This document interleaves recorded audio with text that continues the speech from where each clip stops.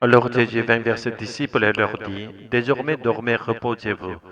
Voici l'heure est proche, et le Fils de l'homme va être livré entre les mains des pécheurs. Levez-vous, allons-y, voyez, celui qui me trahit s'approche. Jésus est notre Seigneur, c'est-à-dire Dieu lui-même. En dehors de Jésus, nous n'avons aucun espoir. Et pourtant, imaginez que ce même Jésus soit arrêté sans aucun pouvoir apparent, nous serions plongés dans un désespoir total. Ce serait une situation presque inconcevable.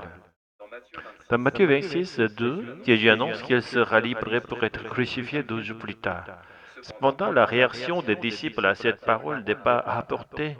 On dirait qu'ils n'ont manifesté aucune réponse. Peut-être ont-ils préféré ne pas entendre ce que Jésus disait car cela leur était trop douloureux.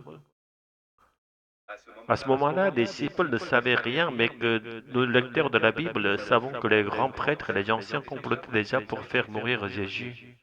Craignant une émeute, ils avaient décidé d'après la Pâque, lorsque le peuple serait retourné dans ses villages.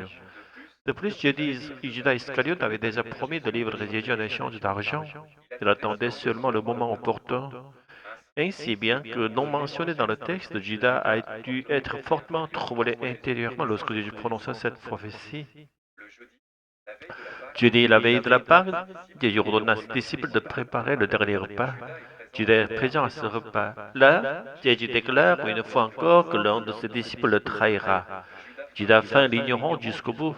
Jésus ne dit plus rien à ce sujet, mais il partage le pain et la coupe avec ses disciples, en déclarant que c'est son corps et son sang, le sang de l'Alliance, pour le pardon des péchés.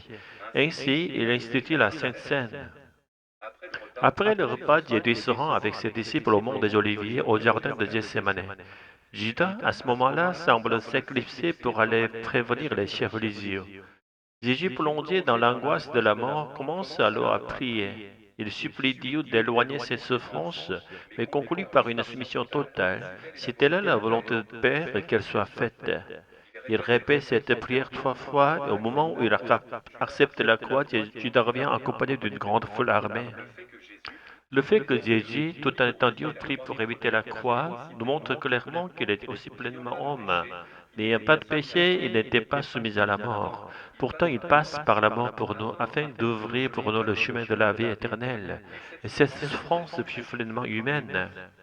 Mais une autre souffrance encore s'ajoutait, celle de la tentation de Satan. Satan, qui avait déjà tenté Jésus à 3 reprises dans le désir d'un sort succès, revient pour une ultime épreuve à Gethsémane. Il tente de détourner Jésus de la volonté du Père en excitant en lui un instinct de survie bien humain.